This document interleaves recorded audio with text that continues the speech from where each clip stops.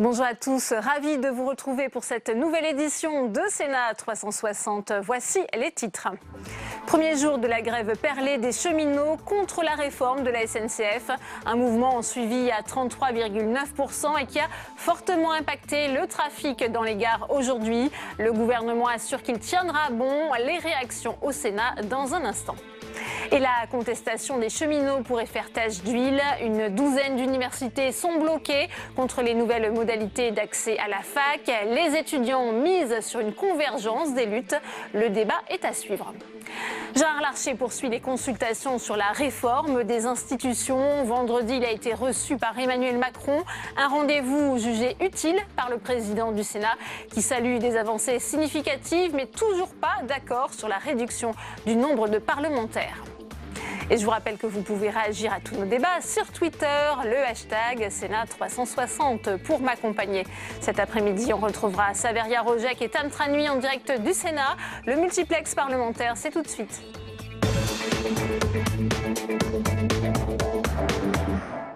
Je vous le disais en titre, coup d'envoi de la grève SNCF, un conflit qui risque de durer. Les cheminots étant déterminés à se mobiliser contre la réforme de leur statut et pour le maintien du service public. Les usagers, eux, se préparent à 3 mois de galère, tandis que l'exécutif entend ne rien lâcher. Jordan Klein. Voilà déjà plusieurs semaines que cette journée est rebaptisée le Mardi Noir. Et pour cause, ici à Melun par exemple, les quais sont bondés. À Strasbourg, ce sont des bus de substitution qui ont été mis en place. En effet, aujourd'hui, le nombre de grévistes sur la totalité du territoire est important. 34% sur l'ensemble du personnel et jusqu'à 77% pour les conducteurs. Les trains donc annulés se multiplient. Pour les TGV, un train sur 10 sur les axes Paris-Lyon ou Paris-Marseille. En Ile-de-France, ce sont les Transiliens et les RER qui sont impactés. C'est inadmissible, inadmissible. Voilà, il y a des jeunes, ils vont travailler, tout le monde est impacté, tous les corps de métier sont impactés à l'heure d'aujourd'hui. C'est la galère, mais j'avais prévu le coup déjà hier, je m'étais déjà renseigné sur ce qui allait circuler, donc j'avais vu qu'avec le RERD qui allait circuler. Avec cette mobilisation dite perlée, c'est-à-dire les grévistes arrêtent de travailler 2 jours sur 5, les revendications des 4 syndicats à la manœuvre sont claires. Réécrire la totalité de la réforme. On demande la même chose depuis plusieurs semaines. C'est premièrement de revoir complètement le projet du gouvernement. C'est-à-dire qu'il faut repartir d'une feuille blanche avec une priorité, c'est quel service public ferroviaire nous voulons pour la France. Mais du côté de l'exécutif, l'objectif est affiché. Ne rien lâcher et rester ferme sur les grands principes de la réforme. Cette réforme n'a pas pour objet de privatiser la SNCF. Elle n'a pas pour objet de fermer des petites lignes. Elle n'a pas pour objet de revenir sur le statut pour ceux qui sont au statut. Mais elle a pour objet, monsieur le député, de sortir de ce statu quo. Si aucune inflexion n'est faite sur la durée de la grève, c'est-à-dire environ 3 mois, le manque à gagner pour la SNCF pourrait être conséquent. C'est-à-dire environ une vingtaine de millions d'euros par jour de grève.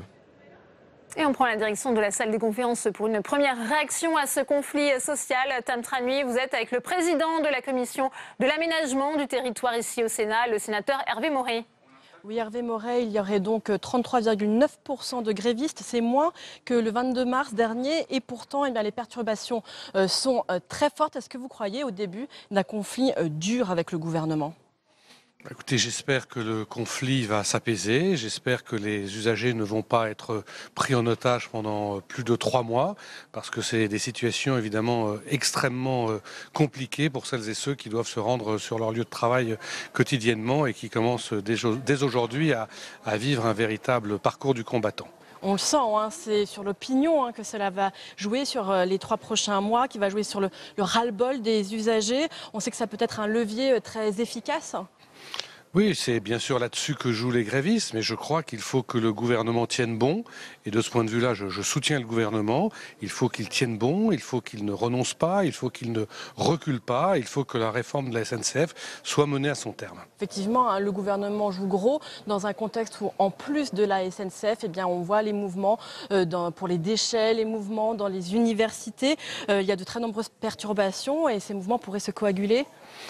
C'est là où se pose quand même la question de la méthode du gouvernement. J'ai eu l'occasion de dire que sur la réforme ferroviaire, le fait de procéder par ordonnance n'était pas une bonne attitude, qu'il valait mieux s'appuyer sur le Parlement. Je crois que dans un certain nombre de domaines, on s'aperçoit que le gouvernement ne met pas en œuvre les moyens les plus adaptés. Ces mouvements de grève le montrent aujourd'hui. Donc si sur le fond, je suis tout à fait d'accord avec le gouvernement sur cette réforme, je pense que sur la manière d'agir, il faut beaucoup plus de concertation que le gouvernement n'en fait. Et ce, dans tous les domaines. Est-ce que vous avez obtenu partiellement gain de cause? On se rappelle la semaine dernière de votre colère face au recours aux ordonnances, notamment sur la question de l'ouverture à la concurrence du transport ferroviaire. Et finalement, eh bien, on a appris que le gouvernement lâchait un petit peu de lest, un plus d'ordonnances sur ce sujet en particulier.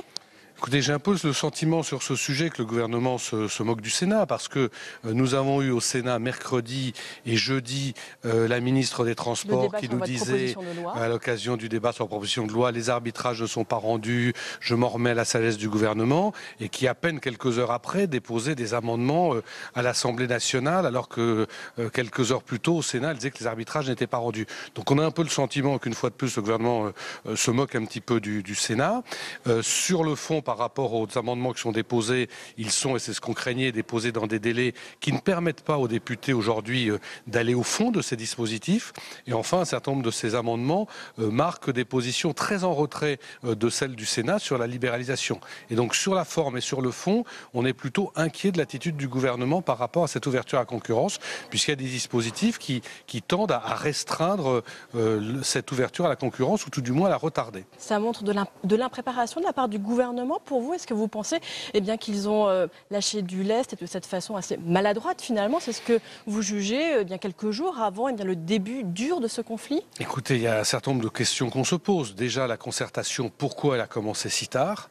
Pourquoi elle a commencé il y a à peine un mois, alors que cela fait maintenant beaucoup plus longtemps que l'on sait que notre proposition de loi, on l'a déposée au mois de septembre. Pourquoi le gouvernement n'a commencé la concertation qu'il y a à peine un mois? Pourquoi la semaine dernière, on nous dit les arbitrages ne sont pas rendus et puis que 2 jours après, même pas, on sort des amendements? Donc c'est vrai qu'il y a une espèce de flou qui est pour le moins surprenant. Et il y a toujours un grand point d'interrogation sur lequel on n'a pas eu de réponse de la ministre. Quid de la dette de la SNCF? Oui, la réforme ne pourra pas agir là-dessus pour vous. Le Premier ministre a dit à juste titre qu'il fallait régler la question de la dette de la SNCF, mais quand on interroge la ministre ici, à savoir quand et comment, on n'a aucune réponse. Donc il y a quand même beaucoup d'interrogations, pour ne pas dire d'impréparation dans cette réforme. Merci beaucoup Hervé Moret d'avoir répondu à mes questions. Merci à vous, Tam, pour cette première réaction en direct. Et au Sénat, comment ce mouvement social est-il perçu? Vous en parliez à l'instant, Tam. Le gouvernement a annoncé qu'il ne légiférait pas par ordonnance pour l'ouverture à la concurrence du transport de voyageurs. Cécile Sixou. Malgré la grève, il y a peu d'absence ce matin en réunion de groupe LR. Vous avez pas eu de problème pour venir ce matin? Je suis venu hier. Dans le bras de fer entre gouvernement et grévistes, les sénateurs de droite ont clairement fait leur choix. Je pense que le bon sens finira par l'emporter. On ne peut pas bloquer un pays uniquement pour préserver des avantages d'une autre époque et d'un autre temps, qui sont anormaux. Il ne faut pas être hostile à la réforme qui est portée par le gouvernement. C'est moins une question de fond qu'une question de manière de faire. Et on va voir si la manière de faire choisie par le gouvernement est efficace ou pas. Méthodes efficaces, le gouvernement compte réformer via ordonnance pour une partie des mesures. Un passage en force critiqué par les socialistes. Aujourd'hui, le gouvernement réforme vite, réforme peut-être trop vite, réforme sur de très très nombreux sujets, une forme de boulimie de réformatrice qui existe aujourd'hui et qui, je pense, inquiète aujourd'hui les Français. Je crois que le gouvernement devrait s'interroger sur cette volonté de réforme. Trop de réformes peuvent tuer la réforme. Au groupe communiste, les sénateurs soutiennent le mouvement nécessaire pour maintenir les services publics. Il faut donner les moyens aux services publics de fonctionner correctement.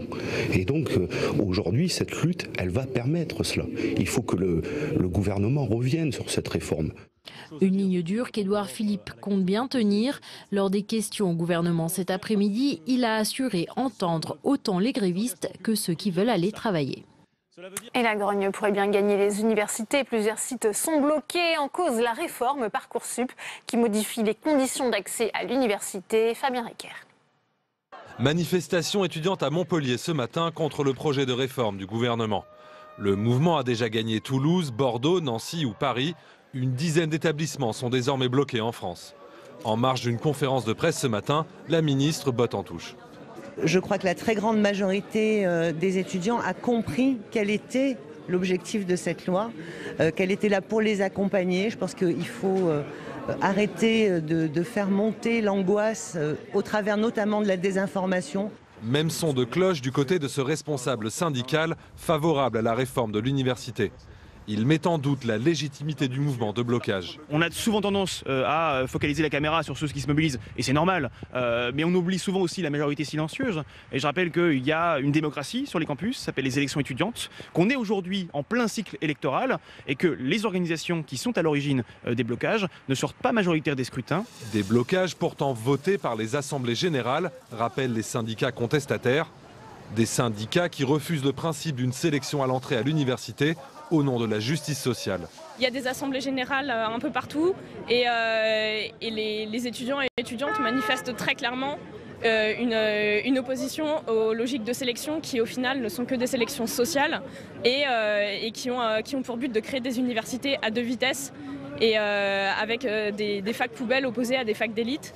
Gare de l'Est à Paris cet après-midi, ces étudiants parisiens sont venus s'associer à la manifestation des cheminots avec pour objectif la coagulation des luttes, scénario que redoute le gouvernement. Et on va retrouver Tam Tranui avec la présidente du groupe communiste au Sénat, la sénatrice Éliane Assassi. Oui, Éliane Assassi, on va parler ensemble de la réunion qui vient de se tenir au Sénat sur la révision constitutionnelle, mais peut-être d'abord un mot sur les mouvements sociaux d'aujourd'hui, notamment à la SNCF, mais aussi, on l'a vu dans notre reportage à l'instant, dans les universités. Oui, contrairement à ce qui avait été envisagé notamment par le gouvernement et la direction de la SNCF, on assiste à un développement qu'ils n'ont pas mesuré, du mécontentement chez les cheminots, mais plus largement aussi, je pense, sur le fait que aujourd'hui, contrairement à ce qui a été dit, il y a une certaine écoute de la part des usagers sur les raisons qui motivent effectivement ces grèves et ce mécontentement qui ne se résume pas simplement au statut des cheminots, mais à bien d'autres choses.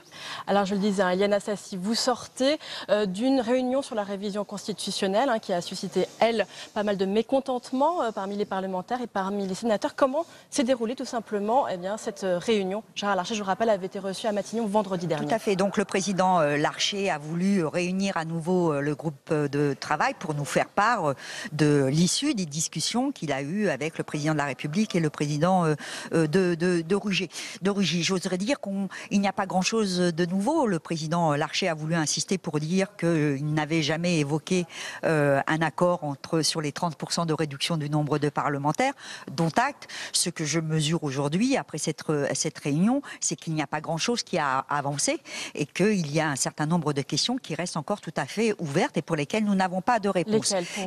Mais sur plein de choses, sur le cumul dans le temps, sur le contingentement du nombre d'amendements, enfin aussi bien sur le texte ordinaire que le texte organique, que le texte constitutionnel.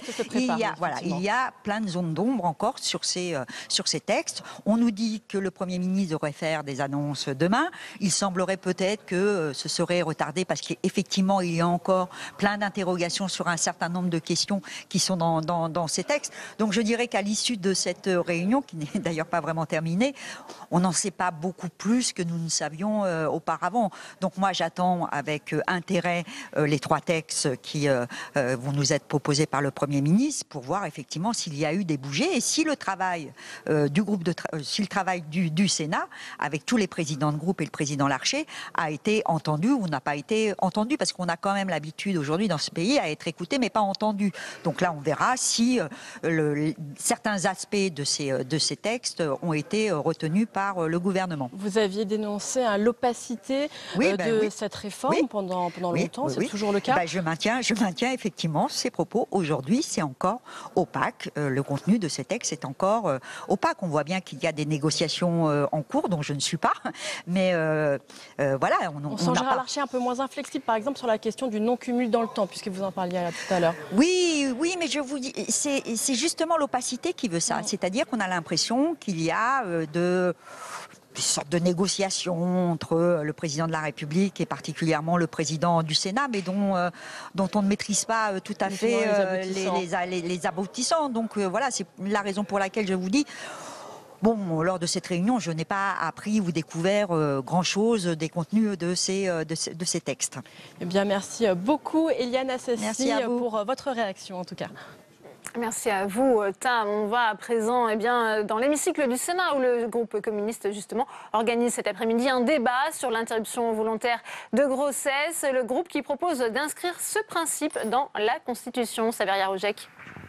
Absolument, Delphine, vous l'avez dit, ce débat sur l'interruption volontaire de grossesse a été demandé à l'initiative du groupe communiste, les sénateurs qui proposent donc de constitutionnaliser le droit à l'IVG afin de le consolider et de déjouer sa remise en cause. Ils souhaitent en fait, par ce débat, ouvrir la voie à une proposition de loi qui, j'allais le dire, est dans les tuyaux déjà depuis l'année dernière. Alors le groupe communiste estime en fait que depuis plus de 40 ans, le droit à l'IVG a bien sûr connu des améliorations en France, comme le remboursement en 1982, l'allongement des délais en 2001, la fin du délai de réflexion et la prise en charge à 100% par l'assurance maladie en 2007. Voilà, tout ça, donc, ce sont des avancées. Néanmoins, de nombreuses femmes ont toujours du mal à accéder à l'avortement. Les sénateurs communistes estiment donc que pour consolider ce droit, il faut donc l'inscrire dans la Constitution. Aujourd'hui, le droit à l'interruption volontaire de grossesse est inscrit dans la loi du Code de la santé publique. La proposition de loi dont je vous parle propose donc en fait d'inscrire ce droit à l'IVG dans l'article 34 de la Constitution, de l'inscrire donc comme un principe fondamental de notre République. Alors cette idée avait déjà été évoquée notamment par Jean-Luc Mélenchon pendant la dernière campagne présidentielle. Néanmoins, Delphine, et pour l'instant, le groupe communiste me confirme qu'il n'est pas question d'inscrire cette proposition de loi à l'ordre du jour pour le moment. Merci à vous, Saveria. Le Sénat à l'assaut des fake news, alors qu'une proposition de loi pour lutter contre ces fausses informations va bientôt être examinée par l'Assemblée nationale. La Haute Assemblée se saisit du sujet et entame des auditions. Qu'est-ce qu'une fake news? Peut-on vraiment les interdire? Peuvent-elles faire basculer une élection? Avant d'en parler avec mes invités, voyez ce sujet de Quentin Calmé. C'est un constat accablant. Une fake news se diffuse plus vite que n'importe quelle information vérifiée par une rédaction. Ainsi, en moyenne, ces contre-vérités se propagent 6 à 7 fois plus vite. Une vitesse de déferlement sur les réseaux sociaux en particulier et qui inquiète. Aujourd'hui, Reporters sans frontières, associé à l'agence France Presse et à d'autres partenaires majeurs, annonce sa propre riposte. Nous, ce qu'on veut, c'est introduire de la clarté et donner un intérêt concret à être rigoureux, donner un intérêt à respecter des processus vertueux qui sont parfois chers, mais qui sont essentiels pour le débat public. Le projet, c'est de créer un référentiel, des indicateurs de ce que doit respecter le journalisme digne de ce nom, proche de l'idéal, en matière de transparence, d'indépendance, de méthode journalistique et de respect des principes déontologiques. Plusieurs facteurs seraient alors pris en compte dans le projet évoqué par Reporters sans frontières. Qui est propriétaire du média? Quel est son financement? Par quel mécanisme peut-il rectifier une information? Ou encore quelle est la part de production propre d'informations par le média? Tous ces paramètres seraient alors pris en compte pour l'obtention d'un label. Pour Michel Léridon, il s'agit de mieux valoriser la bonne information. Ce que j'appelle la bonne information, c'est en rien du politiquement correct, ça n'a rien à voir avec le contenu lui-même, c'est à voir avec le processus de fabrication de cette information. Est-ce que c'est un média qui a une charte déontologique? Est-ce qu'il a une façon transparente d'être financé? Déjà, Google et les milieux économiques se sont montrés intéressés par cette démarche. Les moteurs de recherche et les annonceurs publicitaires qui pourraient alors privilégier ces informations labellisées.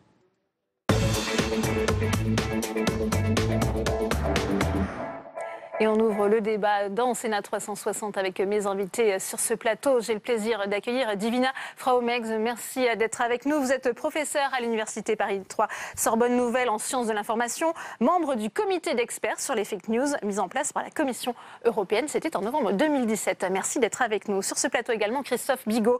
Bonjour maître, vous êtes avocat au cabinet Bauer, Bigot et Associés, spécialiste en droit de la presse. Thomas Huchon est également avec nous. Bonjour. Vous êtes journaliste pour le site Spicy, auteur de nombreux documentaires, même d'un faux documentaire conspirationniste en 2015. Vous travaillez régulièrement avec des collèges et des lycées sur cette question des fake news. Vous allez nous dire comment se passe cette information, cette éducation aux médias auprès du jeune public. Et puis, c'est André Gattolin qui est avec nous, sénateur La République En Marche des Hauts-de-Seine. Merci à tous les quatre. Première question pour vous, Divina Frau-Meggs. Qu'est-ce qu'une fake news? On a envie d'en savoir plus sur ce concept au contour particulièrement flou. Oui, il est flou et il ne faut pas l'utiliser. Comme ça, au moins, on met des... Alors, qu'est-ce qu'on dit? Une fausse information? Oui, et moi, j'aurais tendance à aller jusqu'à malinformation, parce qu'il y a une nouveauté dans le processus actuel de la propagande, de la rumeur, qui est l'ancienne forme de la désinformation. Il y a une nouveauté qui est liée vraiment au numérique et une intention de nuire, y compris transfrontière. Donc on est dans des outils ensuite de la malveillance qui sont numériques, ce qu'on appelle le malware, des pourriciels, des logiciels malveillants qui peuvent viraliser la malinformation. Et donc je pense qu'il faut qu'on ait une définition très claire en termes de désinformation. C'est le choix fait par l'Union européenne, c'est-à-dire une volonté de porter atteinte à l'intégrité de l'information et à l'intégrité ou à la souveraineté d'un pays. Vous êtes d'accord avec cette définition, André Gattolin, parce que finalement, ce phénomène n'est pas nouveau. Depuis la loi sur la liberté de la presse en 1881, il y avait déjà cet aspect de fausse information. Ça remonte même à la naissance du journalisme populaire dans les années 1830, avec ce qu'on a appelé la penny press ou le yellow journalism, où effectivement, il n'y avait pas de professionnalisation, il y avait des très grands publics, il y avait une volonté de capter l'information, puis c'est le moment, les années 1830, à l'ère jacksonienne, où se développent les premières thèses conspirationnistes, le centre Washington qui décide contre les personnes. Enfin, tout ça s'est développé. Heureusement, on a eu des règles, pas seulement des lois. On a créé une professionnalisation du journalisme. On a créé ensuite, après la guerre de 14-18, des chartes déontologiques, des règles, la loi Brachard en 1935, pour donner un statut, des droits et des responsabilités aux journalistes. C'est de cette manière qu'à une époque, effectivement, comme vous le disiez, Divina, l'information était bien cloisonnée au sein des États. On est arrivé globalement à lutter contre ces informations de qualité, pas seulement mauvaise, mais avec volonté de nuire. Ouais. Et elles ressurgissent aujourd'hui, Thomas Huchon, à cause du numérique, c'est ce que disait Divina Frau-Meggs. Oui, mais effectivement, je crois on est tous d'accord pour dire que c'est pas du tout un phénomène nouveau. Je dois vous citer une petite phrase de Voltaire, qui date pourtant pas d'hier. Les honnêtes gens qui pensent sont critiques, les malins sont satiriques et les pervers font des libelles. Les libelles étaient des textes absolument mensongers qui ont beaucoup existé à cette époque-là. Donc c'est pas un phénomène nouveau. Ce qui change, c'est pas la volonté de désinformer, c'est les outils mis à disposition de ceux qui veulent désinformer pour toucher le plus grand public. Et c'est pas uniquement Internet qui change la donne.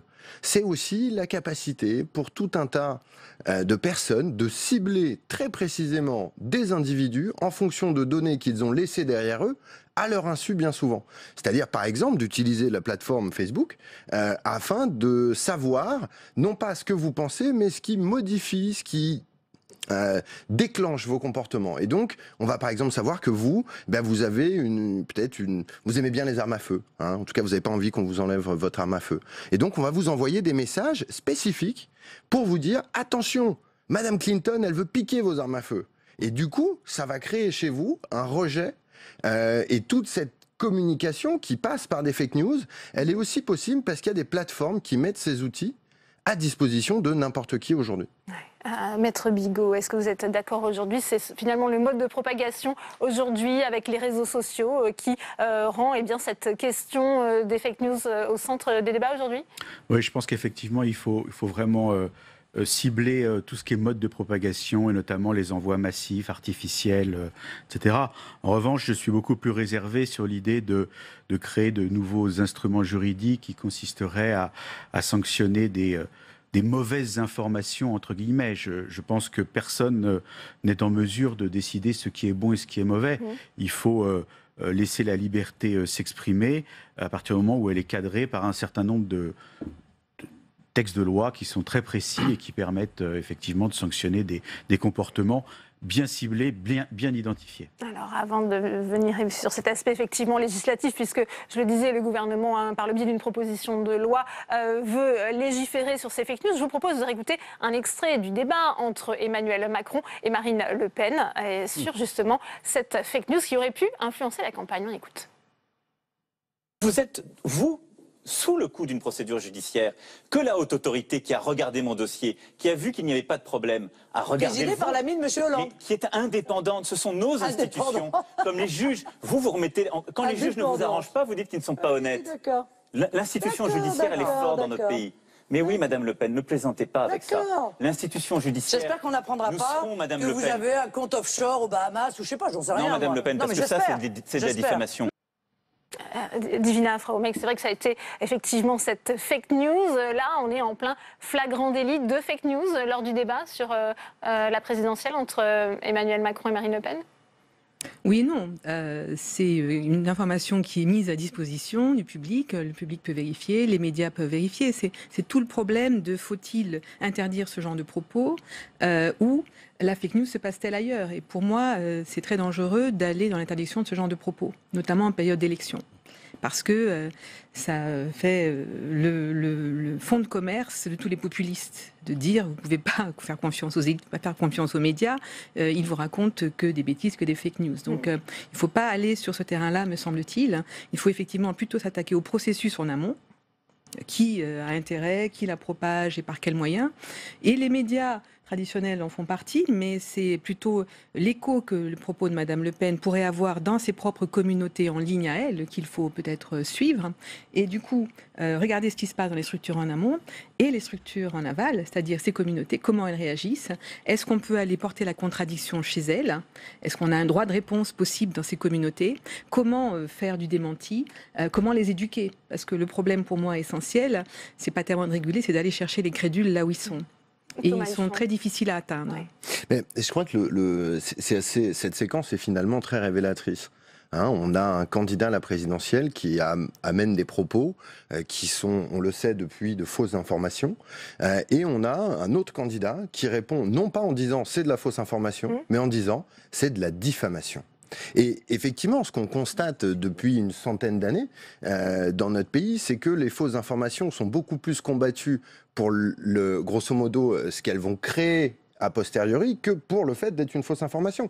C'est-à-dire qu'on va considérer que le président de la République est diffamé à cet instant-là et il va saisir la justice pour obtenir réparation de ses droits.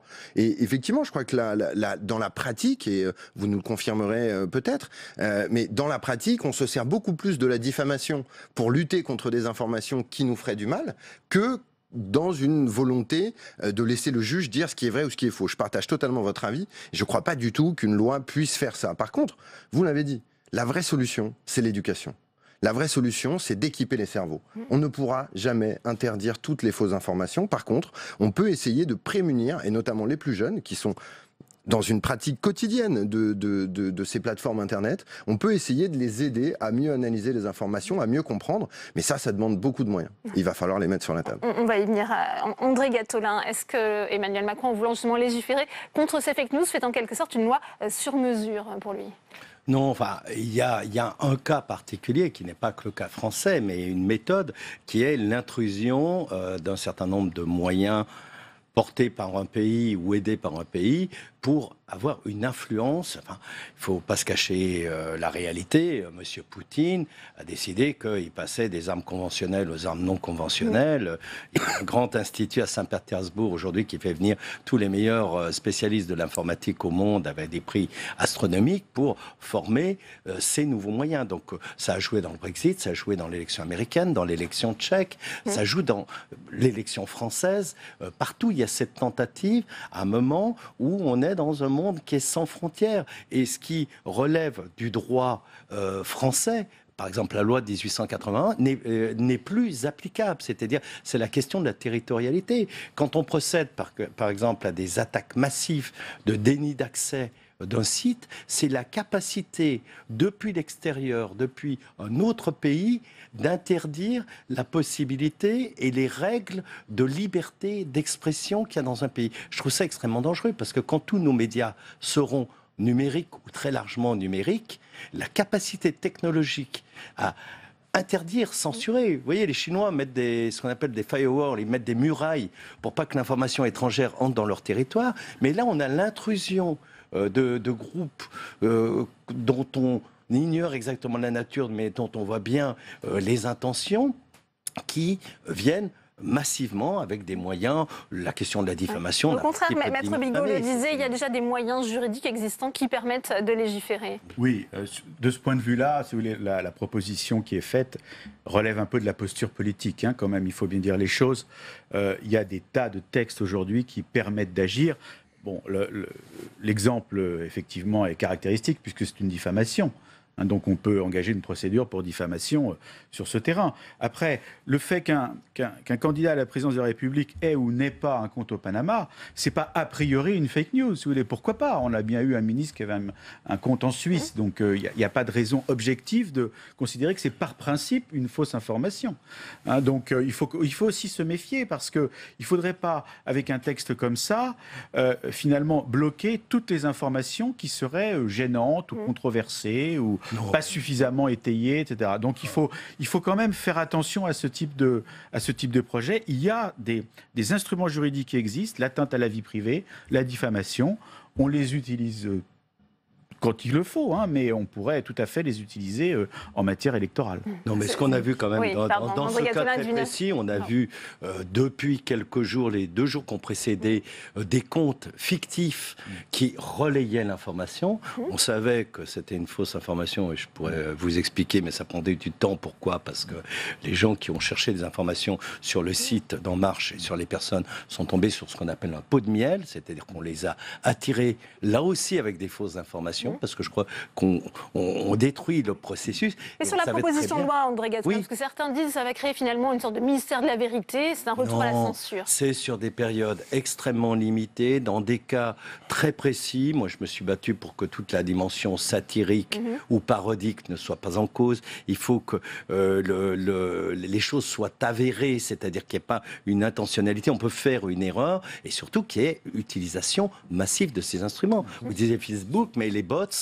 ce sont ces petits logiciels automatiques de conversation où vous croyez échanger avec quelqu'un, la personne a repéré des éléments, des caractéristiques qui vous concernent, et vous bombarde d'informations. C'est pas l'intervention de ce que dit Marine Le Pen à ce moment-là dans le débat, même s'il y a des millions de téléspectateurs. C'est la rumeur rampante qui circule à travers les réseaux, qui convient à un moment de pouvoir stopper dans un cas très précis d'élection. Avant de vous donner la parole, je vous propose d'écouter Françoise Nyssen, puisque la ministre de la Culture a déjà évoqué les pistes étudiées par le gouvernement. Elle était l'invitée de nos confrères de France Inter. On l'écoute. Les fausses nouvelles ont toujours existé. Et d'ailleurs, on a une loi pour la liberté de la presse et qui définit les fausses nouvelles, dans son article 27 en 1881, toujours existé. Mais aujourd'hui, ce qui a changé, c'est la propagation, c'est la vitesse de propagation. Et c'est de cela qu'il s'agit. Alors comment vous allez faire? Par la saisie du juge des référés. Ce sera réduit uniquement aux périodes électorales, cette loi, ou ce sera pour toujours, tout le temps? Alors, la transparence et l'intervention du juge des référés, ce sera pendant les périodes électorales c'est un vrai enjeu démocratique. À ce moment-là, il y a un vrai risque que la sincérité du scrutin soit altérée. Et il s'agit de cela. Sinon, tout le temps, une nécessité de coopération des plateformes, Facebook, Google, Twitter, etc. Il faut légiférer, Divina Frau-Mex, pendant justement ces périodes électorales les plus sensibles. Est-ce que vous êtes d'accord ? Non, malheureusement, je ne suis pas d'accord. Je suis allée voir la loi allemande qui est passée, qui a commencé en début d'année, et les 3 premiers dérapages ne concernent pas du tout la viralité, les interférences de l'extérieur, concernent l'intérieur, puisque ça a été un document, un hebdomadaire satirique, ça a été une personne de l'extrême droite, ça a été le ministre même de la Justice. Donc on va se retrouver avec des situations de ce type-là, où en quelque sorte on va se ridiculiser et démontrer que c'est pas tenable et que ça peut avoir une apparence de censure. Et il y a l'effet domino sur lequel il faut faire attention. On est très regardé en France, comme l'Allemagne a été regardée, mais nous on l'est encore plus, on est les pays des droits de l'homme. Et on voit déjà que si on met en place une loi de ce type-là, ça va profiter à la Russie, à d'autres pays qui ont décidé d'en finir avec la démocratie telle qu'on l'entend. Donc je crois qu'il faut se donner des mesures positives. On voit celle de RSF, le coût de l'information, la qualité de l'information, comment la pérenniser, etc. L'éducation aux médias, moi j'aurais des choses à dire là-dessus parce que j'ai très peur qu'elle soit prise comme alibi dans cette affaire, sans moyens, mais bon, on pourra peut-être y revenir. Et le problème, on le voit bien maintenant dans toutes ces stratégies de ce qu'on appelle les menaces hybrides, selon l'OTAN, c'est que ça commence bien avant les élections. C'est-à-dire que la pollution de la pensée, la toxicité de certaines polarisations, on l'a vu avec IRA, le cas de la International Research Agency, ça commence 2 ans avant. On repère justement avec ces moyens technologiques. Donc c'est très problématique, je trouve, de dire on attend 48 heures. Les Allemands, ils attendent, je crois que c'est 24 heures. On sait que pour démentir une rumeur sur Twitter, c'est au moins 12 à 14 heures. Ça peut effectivement faire des dommages très, très rapides et en veille d'élection. C'est vrai que nos élections peuvent basculer à 1 à 2 points près. Donc on comprend bien. Moi je comprends bien les angoisses. Vous êtes favorable à une nouvelle législation effectivement, ça paraît compliqué. En fait, j'ai plutôt l'impression, moi je travaille depuis plus de 4 ans sur les théories du complot, les fake news, la désinformation sur Internet. Je suis comme vous, j'aime pas beaucoup le terme de fake news, d'autant moins que Donald Trump l'utilise énormément. Mais je crois à mon avis, il y a plusieurs problèmes en même temps. Il y a un problème de est-ce que notre droit actuel correspond non pas à cette nouvelle réalité, mais à ces nouvelles pratiques, c'est-à-dire à la temporalité. Vous l'avez très bien expliqué, la rapidité de propagation de ces messages sur Internet fait que notre système judiciaire est un peu lent, a du mal à réagir, a du mal à aller aussi vite que cela. Ça, c'est un premier élément et il y a une réflexion à avoir, mais qui, à mon avis, ne nécessite pas de nouvelles lois, qui nécessite de travailler, de permettre aux juges de travailler plus rapidement, d'embaucher plus de juges, de donner plus de moyens à la justice, parce qu'on parle quand même d'une charge de travail colossale qui va incomber aux juges et sur lesquels il va quand même falloir leur donner des moyens. J'ai pas l'impression, en voyant les budgets, qu'il y ait beaucoup d'augmentation. Donc je pose quand même ce problème-là. Il y a un deuxième problème qui est la responsabilité de tous ceux qui gagnent énormément d'argent à diffuser des fausses informations sur Internet. Je ne parle pas de ceux qui les produisent. Car c'est un marché aussi. Exactement. En fait, c'est un marché et plus vous allez tomber dans des fausses informations, plus vous allez vous radicaliser politiquement, plus vous devenez un client idéal pour les plateformes des réseaux sociaux. Pourquoi ? Parce que plus vous êtes engagé, plus vous restez sur la plateforme, plus vous créez du contenu, plus vous faites des likes, des posts et tout ça. Donc il y a une vraie responsabilité. Il y a une appétence aussi des gens finalement pour ces fake news, plus que pour une information véridique. Il y a certainement une appétence parce qu'elles sont très scandaleuses. Ce sont des photoshocks, ce sont des titres accrocheurs. On vous révèle une immense manipulation. On n'a pas la queue du début du commencement d'une preuve, mais c'est une immense manipulation et on va tout vous révéler. Et bien entendu que tout ça joue. Mais je crois qu'il y a un moment dans ce débat. Personne ne pose la question de la responsabilité des réseaux sociaux.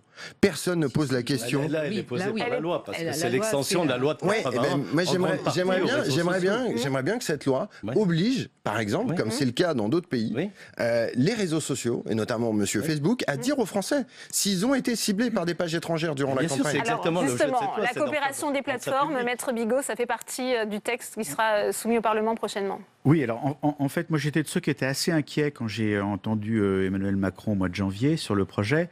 Et il faut dire quand même que la proposition qui est sortie récemment a des contient des précisions importantes. C'est-à-dire que la fausse information qui est susceptible de tomber sous le coup de la loi doit faire l'objet d'une diffusion artificielle et massive.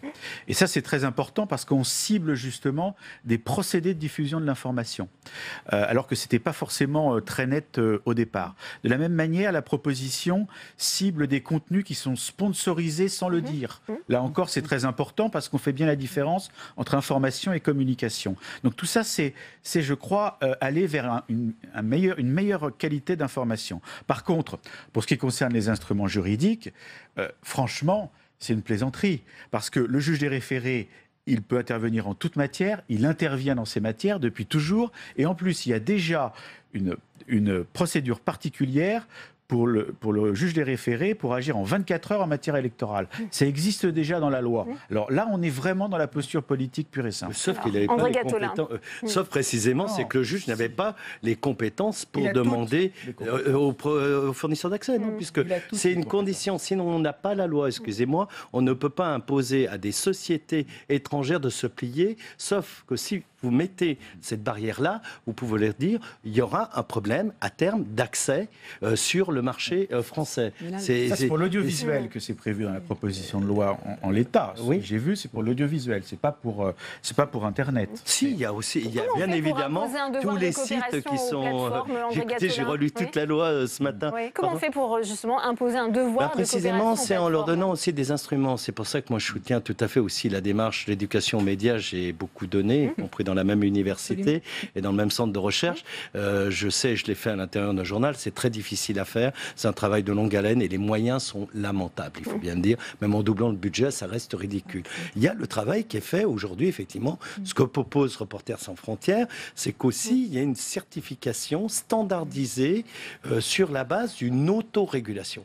Il faut qu'il y ait cette autorégulation, et ce qu'ils expliquaient à leur conférence de presse ce matin, c'est précisément avoir des critères qui puissent entrer ensuite dans les algorithmes des réseaux sociaux pour dire vous avez les instruments pour signaler le degré. Parce qu'aujourd'hui, sur Internet, il y a une confusion entre l'auteur, l'éditeur, le diffuseur et le public. Le public peut être auteur, il peut être diffuseur et il peut être lui-même éditeur. Et c'est cette confusion qui fait que l'autorité, à qui appartient la responsabilité du texte ou de sa circulation, quand c'est pas un robot, c'est devenu extrêmement confus et c'est contraire au principe démocratique où on doit savoir qui dit quoi. La loi de 81 oblige à avoir un dépôt public pour dire qui est le directeur de la publication. Dans ces cas-là, nous n'avons pas tout ça. Alors, on autorise via Internet des choses qui sont interdites dans la presse courante ou dans les médias courants. C'est là que moi, je demanderais, je souhaite que cette opportunité maintenant de définir le statut des médias sociaux, parce qu'il n'est pas défini. Il reste encore sous la loi 96 américaine, qui est un moratoire. De droit californien. Ça n'a plus de sens et ça manque. Mais il faut le faire, je crois, comme on le fait en démocratie, c'est-à-dire en commençant d'abord par de l'autorégulation. Parce que sinon, on ne les aura pas autour de la table et le faire sans amener tous les partenaires autour de la table, c'est vraiment un coup d'épée dans l'eau. C'est la chance qu'on a eue au niveau du groupe européen, puisque les plateformes sont restées tout au long des débats et qu'on les a amenés à accepter cette idée de développer un code de bonne pratique. Mais on le fait en 2 temps, et peut-être que c'est une solution pour la loi française, de se donner un droit agile de révision dans 1 an. Mettez en place ces codes, pas tout seul d'ailleurs, les usagers, les publicitaires, venez autour de la table avec vos attentes et vos besoins. Et ensuite, on fait le point dans 1 an. Si ça ne marche pas, alors, après la carotte, le bâton. Et je pense qu'il faut vraiment arriver à ça. Je suis spécialiste du droit européen et je m'occupe de ça à la Commission des affaires européennes. Le droit européen, la manière dont il se constitue n'est pas syncrétique. C'est pas, on interroge tout le monde, on prend en compte l'état de l'art, l'état du droit dans les différents pays. Parfois, il vaut mieux faire une législation, quitte à la remettre en cause dans une harmonisation globale, si on veut faire avancer le dossier. Parce que moi, je suis les travaux très intéressants de la Commission, des experts de la Commission européenne, mais qui, on est préconisent de ne pas légiférer, André Gattolin. Oui, mais le vrai problème, c'est que là, il y a un vrai cadre de rapport de force avec les grands opérateurs, les grands GAFA. On n'y arrivera pas autrement. On arrive au terme de ce débat passionnant.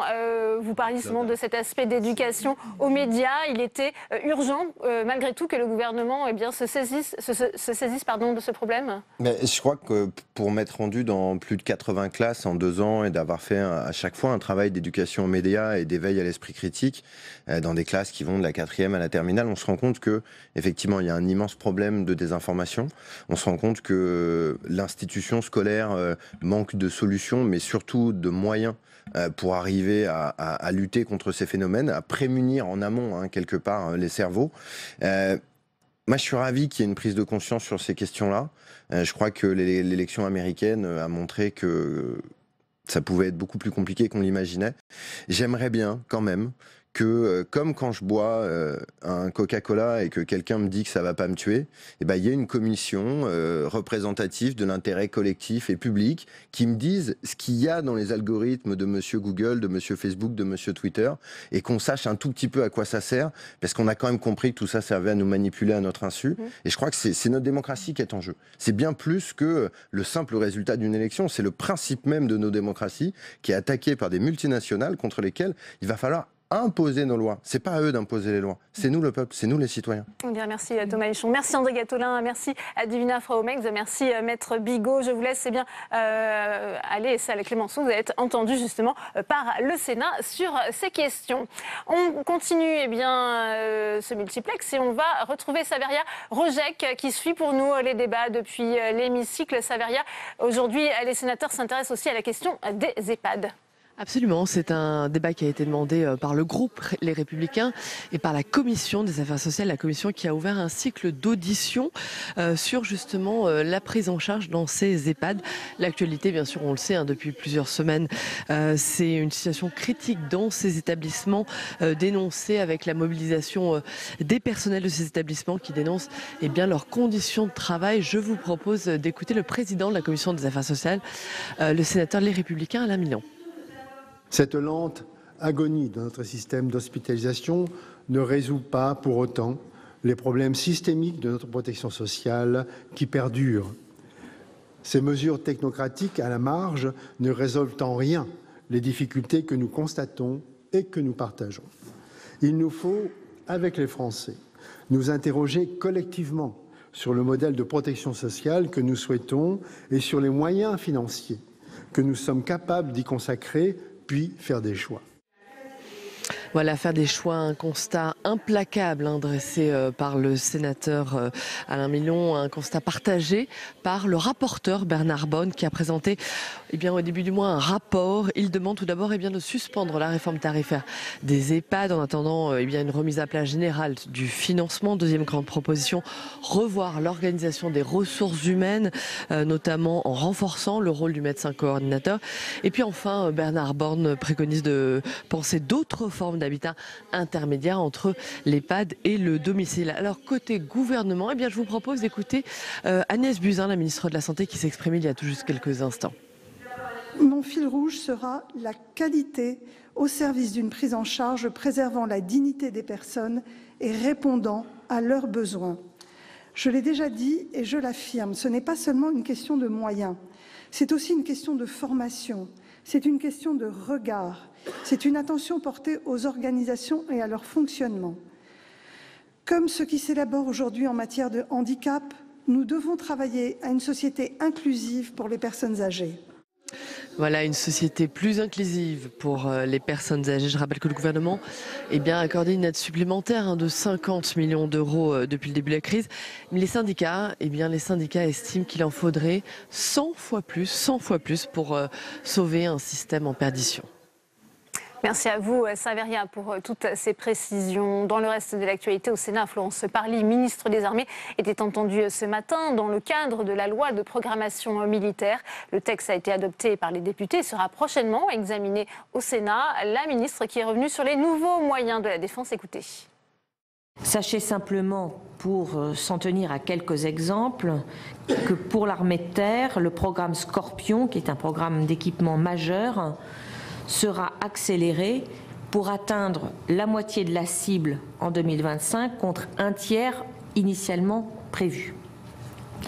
L'armée de l'air verra l'arrivée de 6 drones armés verra l'arrivée de nouveaux avions de chasse, des Rafales, des Mirage 2000D rénovés, ainsi que 12 des premiers MRTT, MRTT voulant dire avions ravitailleurs, dont la cible finale a par ailleurs été portée de 12 à 15. Quant à la Marine nationale, elle bénéficiera de l'arrivée de nouveaux sous-marins nucléaires d'attaque, ainsi que de nouvelles frégates, mais aussi de nouveaux patrouilleurs. C'est l'autre temps fort de l'actualité au Sénat, la réunion du groupe de travail sur les institutions après le rendez-vous de Gérard Larcher vendredi à l'Élysée. Une rencontre jugée utile par le président du Sénat qui salue des avancées significatives mais toujours pas d'accord sur la réduction du nombre de parlementaires. On va retrouver Tam Tranui avec le président de la commission des lois, le sénateur Philippe Bas. Il vient justement de sortir de cette réunion. Quelle est sa réaction ? Effectivement, Philippe Bas, vous assistiez il y a quelques minutes à cette réunion sur la révision constitutionnelle avec le groupe de travail du Sénat, avec le président du Sénat, Gérard Larcher. Alors comment s'est déroulée cette réunion et quelles sont les avancées significatives que Gérard Larcher soulignait vendredi dernier ? La question ne se pose pas exactement en ces termes. Vous savez, tant que nous ne savons pas exactement ce que veut proposer le président de la République et le Premier ministre, nous en discutons, des échanges ont lieu, mais nous ne sommes pas en mesure de donner des conclusions. Nous sommes dans une phase préliminaire en réalité. On pense qu'on approche de la fin, je dirais qu'on approche du début. On approche du début de la divulgation de ces textes que l'on attend. Oui, pour car le milieu de la jusqu'à semaine. présent, le Sénat, l'Assemblée nationale ont dévoilé leurs convictions, leurs attentes, qui vont dans le sens d'un renforcement des droits du Parlement, des contre-pouvoirs dans notre République, qui est très marqué par l'hyperpuissance de l'exécutif. Et ce n'est pas ce qui se dessine dans les projets que l'on entend de la voix du gouvernement. Nous souhaitons qu'à la faveur de cette réflexion, on puisse entendre que, tout en étant favorable à un régime qui est celui de la Ve République, où le gouvernement gouverne et peut mettre en œuvre ses réformes avec l'appui du Parlement, c'est normal, il y ait plus d'espace pour la discussion, le débat parlementaire. Vous savez, dans les pays où on ne débat pas suffisamment au Parlement, le débat se reporte dans la rue et il n'est pas toujours bien canalisé. C'est très important de défendre une démocratie parlementaire sans remettre en cause la stabilité de notre régime. Et nous, notre originalité, c'est de dire au fond, il y a des pouvoirs alignés, président, gouvernement, Assemblée nationale, et puis il y a aussi un pouvoir non aligné, libre et indépendant, c'est le Sénat, c'est un contre-pouvoir. Bien, tout ce qui va dans le sens du renforcement du Sénat et du Parlement en général va dans le bon sens. Et dans ce sens-là, est-ce que vous pensez que le gouvernement a renoncé au contingentement du droit d'amendement, une idée qui a été évoquée il y a quelques semaines, et puis il semblerait que cela a été un petit peu un ballon d'essai, on en entend beaucoup moins parler aujourd'hui ? C'est vrai qu'on en entend moins parler et c'est heureux. Parce qu'évidemment, ce serait tout à fait contraire à ce que je viens de vous dire sur la nécessité du débat. De même qu'il est aussi tout à fait nécessaire que le lien entre le citoyen et son représentant ne soit pas distendu. Mais ce lien est distendu quand dans un vaste territoire rural, il n'y a pas assez de parlementaires et qu'à ce moment-là, on fait une sorte de désert démocratique. Il faut voir tous ces aspects. Un parlementaire par département, c'est le credo de Gérard Larcher. Députés, sénateurs, il faut évidemment au moins. Et dans bien des cas, 2 au moins. Si vous voulez, l'important, c'est que vous, citoyens français, vous puissiez avoir accès à votre député, à votre sénateur. Et c'est aussi important pour lui, parce que sinon, il va finir par ne représenter que lui-même. Il sera comme un expert à l'Assemblée nationale ou au Sénat. On ne le verra jamais nulle part. Et il ne se nourrira pas de l'expérience vécue des Français, de leurs entreprises, de leurs administrations. On a besoin de ce lien fort. Ne le distendons pas, sinon c'est la démocratie qui dépérit. Et un dernier mot sur une ligne rouge qui semble passer à l'oranger du côté de Gérard Larcher, le non-cumul des mandats dans le temps. Est-ce que le Sénat est prêt à lâcher du lest sur ce dernier point ? La question est surtout à poser au président de la République. Que veut-il faire exactement ? À vrai dire, je ne le sais pas aujourd'hui. Est-ce qu'on peut imaginer que le Sénat quand même accepte cette réforme si elle était un petit peu reportée dans le temps et s'il y avait bien des seuils qui étaient respectés ? Par principe, nous avons dit ce que nous en pensions. Mais la réforme des institutions est un tout. C'est un élément de ce tout, et c'est sans doute pas le plus important en vérité. Qu'est-ce que ça change en profondeur? Vous avez vu, quand les Français veulent donner un grand coup de balai, ils le font, hein, on l'a vu en juin aux élections législatives, mais pour les socialistes en 2012, ça a été la même chose. Et donc, la question du renouvellement, elle est entre les mains des Français, principalement. Merci beaucoup, Philippe Bas, d'avoir répondu à mes questions. Merci.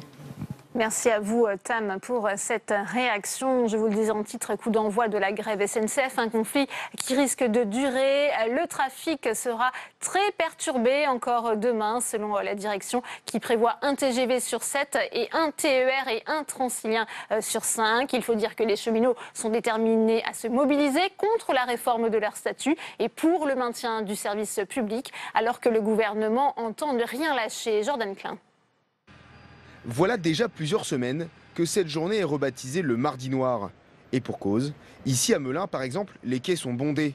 À Strasbourg, ce sont des bus de substitution qui ont été mis en place. En effet, aujourd'hui, le nombre de grévistes sur la totalité du territoire est important. 34% sur l'ensemble du personnel et jusqu'à 77% pour les conducteurs. Les trains donc annulés se multiplient. Pour les TGV, un train sur 10 sur les axes Paris-Lyon ou Paris-Marseille. En Ile-de-France, ce sont les Transiliens et les RER qui sont impactés. C'est inadmissible, inadmissible.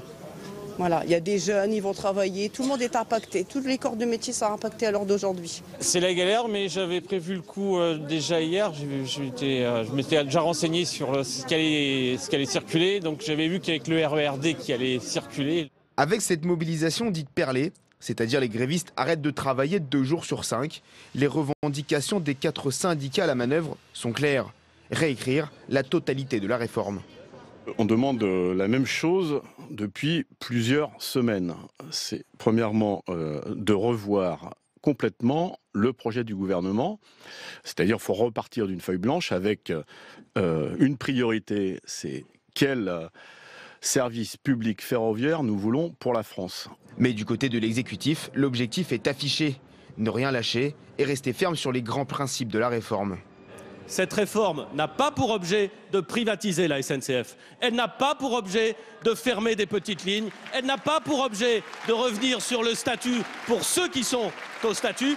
Mais elle a pour objet, monsieur le député, de sortir de ce statu quo. Si aucune inflexion n'est faite sur la durée de la grève, c'est-à-dire environ 3 mois, le manque à gagner pour la SNCF pourrait être conséquent, c'est-à-dire environ une vingtaine de millions d'euros par jour de grève. Et on continue les réactions au Sénat avec vous, Tam Tranui, à vos côtés. Olivier Jacquin, sénateur socialiste de Meurthe-et-Moselle. Oui, Olivier Jacquin, est-ce que vous comprenez ce mouvement de grève important de la SNCF face à la réforme en cours ?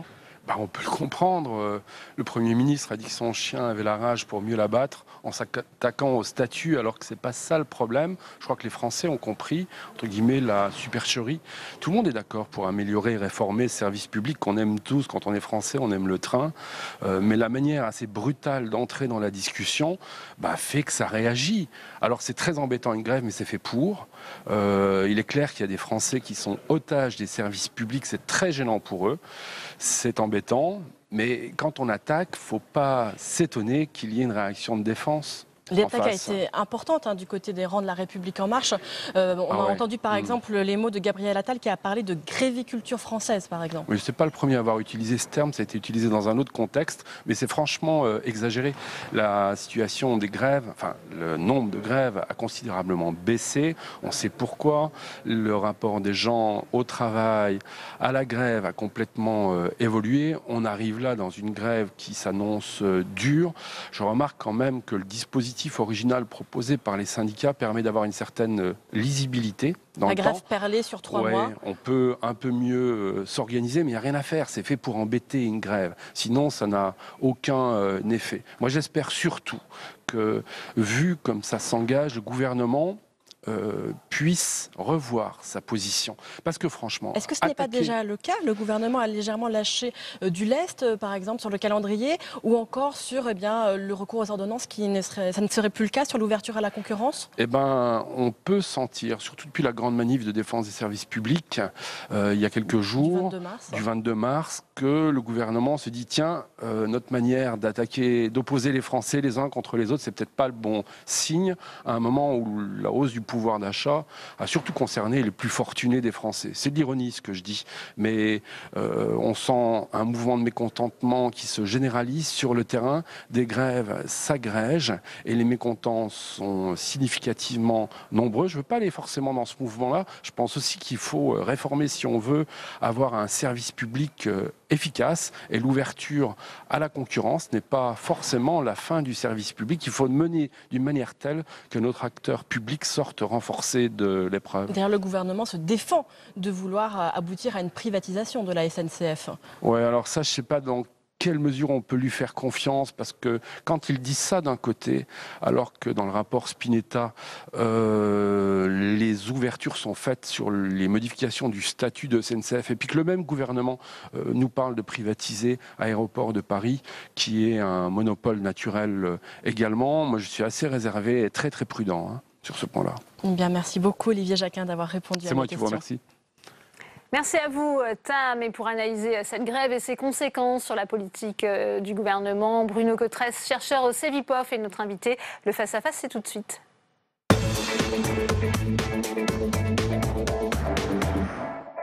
Bonjour Bruno Cotresse. Bonjour. C'est parti pour une longue grève sur les rails. Est-ce que le gouvernement, selon vous, a sous-estimé cette difficulté de réformer la SNCF ? Sans doute pas, parce que le gouvernement sait et savait que la SNCF, c'est un morceau d'anthologie dans la réforme et dans les mobilisations en France. On a déjà eu par le passé de nombreuses tentatives de réformer la SNCF, que ce soit en 1995 ou même à d'autres occasions. Donc le gouvernement, je ne suis pas sûr qu'il a sous-estimé. Par contre, peut-être qu'il a sous-estimé l'effet dans l'opinion d'une certaine accumulation de tous les projets de réforme, de toutes les réformes, mais aussi peut-être les craintes des réformes à venir, les retraites, la fonction publique. Ouais, on va y venir, mais justement, le gouvernement a choisi cette stratégie finalement de jouer l'opinion contre les grévistes. On l'a encore entendu cet après-midi avec les questions d'actualité gouvernement où Édouard Philippe s'affiche finalement en soutien des usagers. Est-ce que c'est une bonne stratégie selon vous ? Oui, c'est plutôt assez bien vu. Bien sûr que le gouvernement va continuer d'utiliser cette stratégie. Et depuis le début, le gouvernement d'Édouard Philippe s'inscrit comme un gouvernement qui veut réformer, nous dit-il, pour réparer la France. Ce mot « réparer la France » est très important. Ça montre que pour Édouard Philippe, il s'agit de faire des choix qui sont presque pas idéologiques. Au fond, le diagnostic, c'est que la France va pas bien, il faut réformer, et donc il faut s'atteler aux vrais problèmes, et de la perspective, effectivement, d'être plutôt du côté de l'opinion, des usagers. Et de ce point de vue-là, appliquer ce raisonnement à la SNCF, c'est plutôt assez bien vu. La SNCF, c'est une entreprise à laquelle les Français sont à la fois très attachés, et en même temps, c'est une entreprise qui est, bien sûr, classiquement associée à tout un tas de critiques de la part des Français. Mmh. On le disait, c'est un rendez-vous crucial avec plusieurs risques pour l'exécutif. Si le gouvernement recule, on peut retrouver un scénario comme celui de 95 que vous évoquiez avec Alain Juppé, où finalement le gouvernement avait perdu tout son crédit réformiste pour la suite du quinquennat. Oui, c'est la raison d'ailleurs pour laquelle on est dans un vrai psychodrame à la française. C'est-à-dire qu'on a tous les ingrédients. On a un gouvernement qui n'a pas tout simplement les moyens, la possibilité d'envisager même de reculer. Au fond, Emmanuel Macron se définit, se présente aux yeux des Français comme un grand réformateur, comme celui qui va faire des réformes auxquelles soit ses prédécesseurs n'ont pas osé s'attaquer, soit auxquelles ils n'ont pas réussi à s'attaquer. Donc pour Emmanuel Macron, il y a avec la réforme de la SNCF un enjeu qui est à très très très forte dose symbolique, pour les syndicats également, mais le gouvernement ne peut pas reculer sur ce projet. S'il reculait sur ce projet, d'une certaine manière, ça serait avouer qu'il est un peu comme les autres gouvernements, alors que ce gouvernement et Emmanuel Macron ne cessent de dire « Eh bien, nous, on est le nouveau monde, celui qui va réformer. » Il faut malgré tout avoir 95 en tête avec ces grandes grèves. Est-ce qu'un scénario pourrait se répéter ? Non, je ne crois pas. On n'est pas du tout dans le même contexte. On n'est pas dans le même contexte politique. On n'est pas dans le même contexte syndical. On n'est pas non plus dans le même contexte économique qu'en 1995. Par contre, lorsqu'un mouvement social commence à débuter, et notamment là on voit qu'on a plusieurs fers au feu, on a plusieurs mouvements syndicaux, lorsqu'on a ce contexte, on peut toujours avoir quelque chose qui va se passer, quelque chose qui va déclencher une mobilisation, la dimension un peu plus émotionnelle de la mobilisation. Donc les experts sont tous assez prudents aujourd'hui finalement sur ce qui va ressortir et surtout sur la temporalité, à quel moment ça va basculer, à quel moment le gouvernement va sentir qu'il a gagné la bataille de l'opinion. C'est le point absolument central. imposer la bataille, le terrain de la bataille de l'opinion va être absolument fondamental. Est-ce qu'on peut dire que si le gouvernement remporte une victoire face à la rue, ça va lui donner en quelque sorte les mains libres pour la suite du quinquennat dans sa volonté, vous l'évoquiez, réformatrice? Je ne suis pas sûr parce que derrière la réforme de la SNCF, il y a le gros morceau d'anthologie. Il y a la réforme de la retraite et encore plus la fonction publique. Et d'une certaine manière, si l'opinion aujourd'hui commence à émettre quelques doutes, de dire mais peut-être que les cheminots ont quelques raisons de revendiquer, c'est peut-être aussi qu'une partie de l'opinion perçoit qu'à travers la réforme de la SNCF, s'annoncent d'autres réformes auxquels les Français, sur des secteurs auxquels les Français à ce moment-là sont peut-être beaucoup plus attachés que la SNCF et le statut des cheminots, c'est le rôle de l'État, la fonction publique et bien sûr les retraites. Est-ce qu'on assiste au troisième tour social que les syndicats justement avaient envisagé lors de la réforme du Code du travail? Il peut y avoir un peu de ça. Alors avant même qu'on parle d'un troisième tour, je crois que c'est le premier tour qui se rappelle au bon souvenir du gouvernement. Tout le monde n'a pas voté pour Emmanuel Macron et pour son programme ambitieux de réforme lors du premier tour de la présidentielle.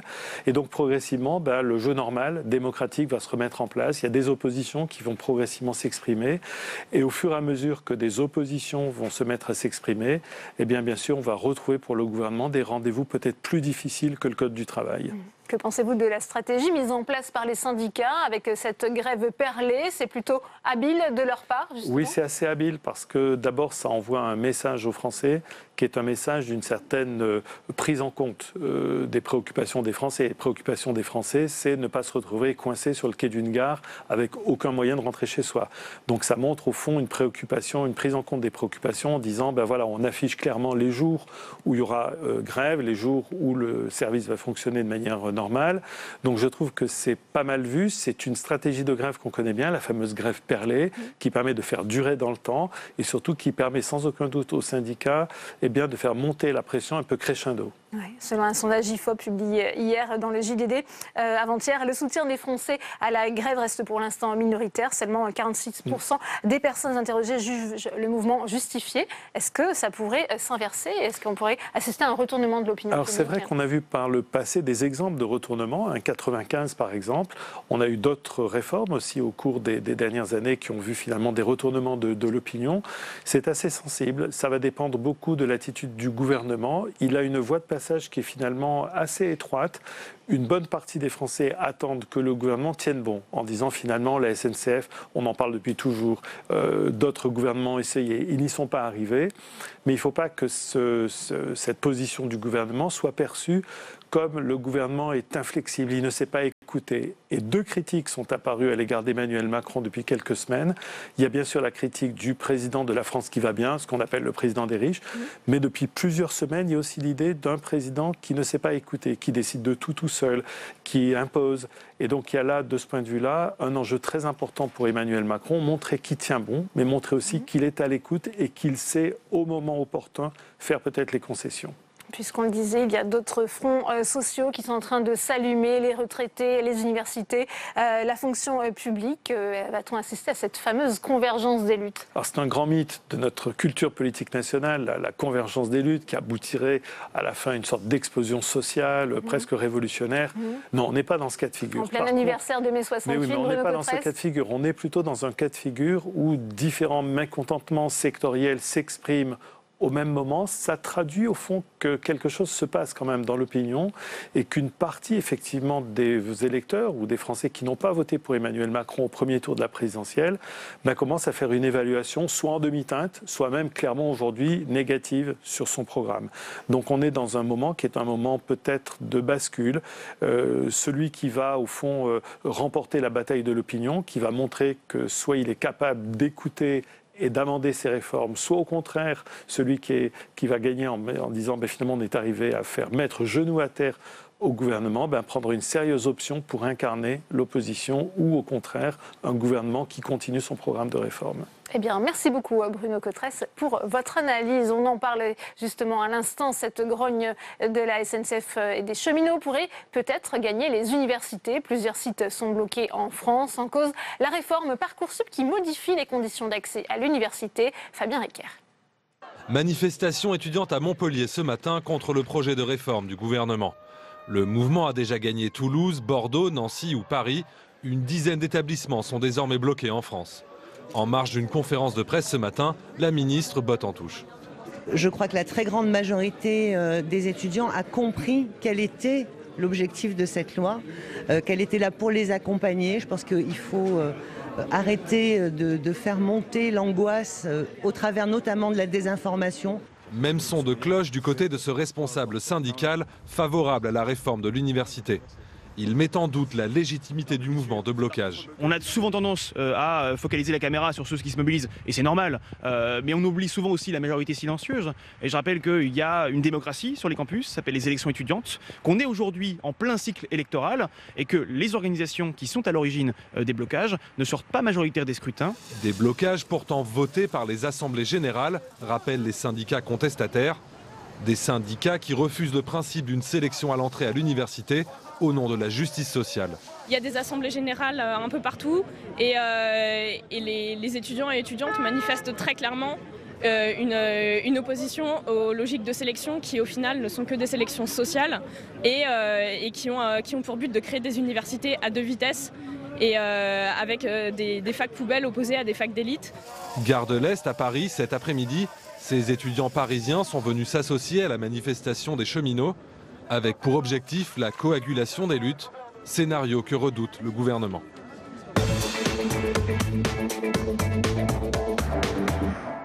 Et on ouvre le débat dans Sénat 360 avec mes invités sur ce plateau. Sonia de la Provôté, bonjour. Merci d'être avec nous. Vous êtes sénatrice centriste du Calvados. Face à vous, Sophie Taillé-Polian, bonjour. Merci d'être avec nous. Sénatrice socialiste du Val-de-Marne. Et j'ai le plaisir d'accueillir Gilles Roussel. Bonjour. Vous êtes président de l'Université Paris-Est Marne-la-Vallée, président de la conférence des présidents d'université. Première question pour vous. Est-ce qu'on peut faire un point de la situation aujourd'hui des universités parisiennes ou est-ce qu'on en est des blocages ? Parisienne et plus largement en France. Donc il y a deux universités, on va dire, qui sont assez bloquées depuis quelques jours. Donc il y a Toulouse principalement, où il y a vraiment un blocage de toute l'université. Et c'est une des 3 universités de Toulouse. Après, on a le site de Tolbiac sur Paris qui est bloqué. Et puis après, on a des sites à certains endroits. On a Montpellier où là, ça a réouvert aujourd'hui, ce matin. Mais on a eu des blocages sur un site à Paris 8. On va en avoir, il y a eu des choses à Rennes, à Nantes, mais c'est souvent localisé sur un site particulier. Une douzaine d'universités Oui, à peu près de cet ordre-là, dans lequel il y a des sites qui sont bloqués. Ouais. Est-ce que vous comprenez aujourd'hui, Sophie Taillé-Polian, cette mobilisation des étudiants, alors que finalement la réforme Parcoursup ne s'adresse pas directement à eux, mais plutôt aux futurs étudiants qui vont arriver ? Écoutez, oui, je comprends complètement la mobilisation des étudiants au regard de la situation des universités en France. Je voudrais quand même rappeler que depuis 10 ans, les moyens mis par étudiant ont baissé de 10%, alors même qu'on a eu une augmentation de 20% des étudiants. Donc il y a d'abord leurs conditions d'études aujourd'hui. Et puis il y a la sélection qui est mise en place aussi à l'université à travers Parcoursup. Et enfin, je crois aussi un certain nombre de réformes qui visent à complexifier les compensations entre matières qui aident souvent les étudiants à obtenir leur diplôme. Donc je crois que ça fait beaucoup de choses. Et je crois aussi globalement, par rapport à la politique du gouvernement, un projet pour la jeunesse qui est inexistant et une capacité à donner de l'espoir à la jeunesse qui n'existe pas. Et donc, peut-être que ça peut expliquer les mobilisations étudiantes. Ouais. Sonia de la Provôté, quel regard portez-vous sur cette mobilisation étudiante avec ce terme qui a été employé par Sophie Taillé-Polian? Elle s'inquiète d'une sélection à l'université. Est-ce qu'il y aura une sélection à l'université? Moi, je pense qu'il ne faut pas tourner autour du sujet. La question, à défaut d'avoir pu mettre en condition un jeune dans son parcours pour être dans un choix éclairé, et je pense que c'est ça le sujet, c'est comment on fait pour l'amener au bon choix par rapport à ses compétences, par rapport à son appétence. Et donc, c'est toute la question de son parcours au lycée, de sa connaissance du milieu professionnel et des métiers qui fait qu'il doit lui-même être orienté au bon endroit. Actuellement, et on a le choix entre un tirage au sort, qui est une forme de sélection, on peut dire les choses telles qu'elles sont, très arbitraires. Ça, c'était pour l'ancien système, la pour l'ancien système.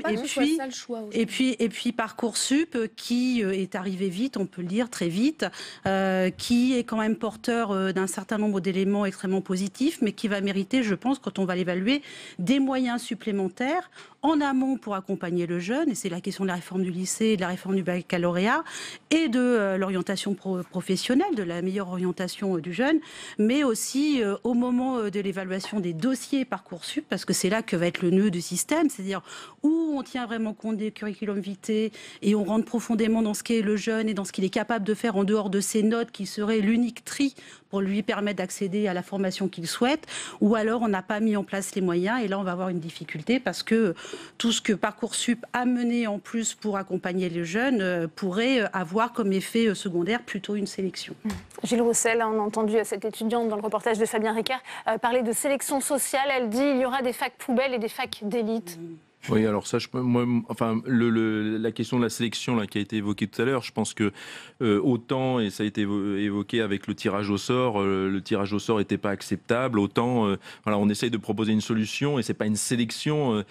Comme je disais l'autre jour, tout le monde ne peut pas aller à Paris 1, je veux dire, et tout le monde va aller à Paris 1, potentiellement en région Île-de-France. Et heureusement, il y a d'autres universités, très bonnes en dehors de Paris et à l'extérieur. Donc il faut bien répartir les gens. Dans la filière, puisqu'il y a des filières en tension dans lesquelles les étudiants ne pourront pas aller. Il ne s'agit pas là de telle mais il faut bien choisir, si vous voulez. Si un étudiant qui veut aller, si tous les étudiants dans une filière donnée veulent aller dans une université, il faut bien les répartir sur le territoire et trouver un moyen de les répartir. Alors comment on fait ? Soit on fait un tirage au sort, ce qui était prévu précédemment, soit on fait un tri, un classement soit on augmente des dossiers. Le nombre de places. Voilà. Alors ça, c'est la question, la vraie question.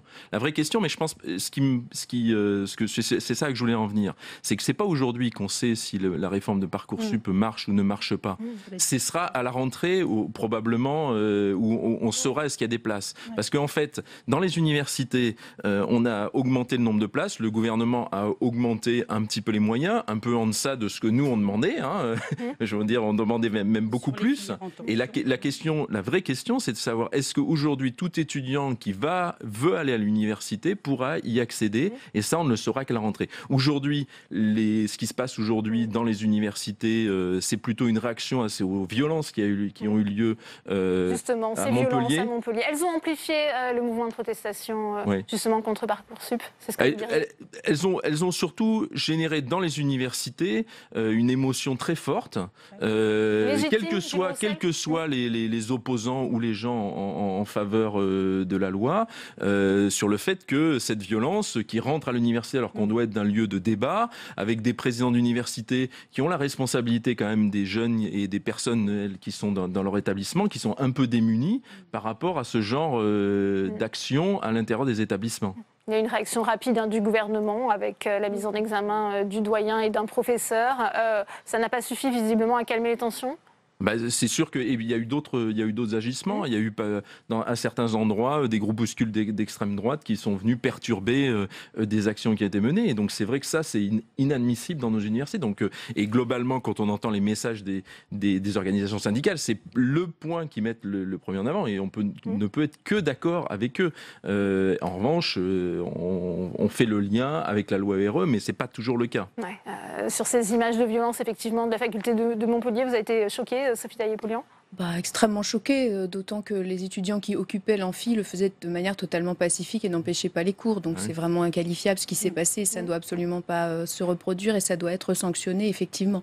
Après, sur la question de la loi d'orientation des étudiants, effectivement, il y a d'abord un problème de moyens et la précipitation dans laquelle ça a été mis en place, ça fait qu'il y a un problème, il y a une sorte déjà de génération sacrifiée parce qu'il y a des tas de jeunes lycéens qui ont fait leur lettre de motivation, etc. Et les universités, n'ont pas vraiment les moyens de regarder ces dossiers et deuxièmement n'ont pas non plus les moyens de mettre en place les dispositifs d'accompagnement qui étaient censés permettre à des étudiants qui auraient eu des difficultés de réussir. Donc on a vraiment une génération sacrifiée de cette première année.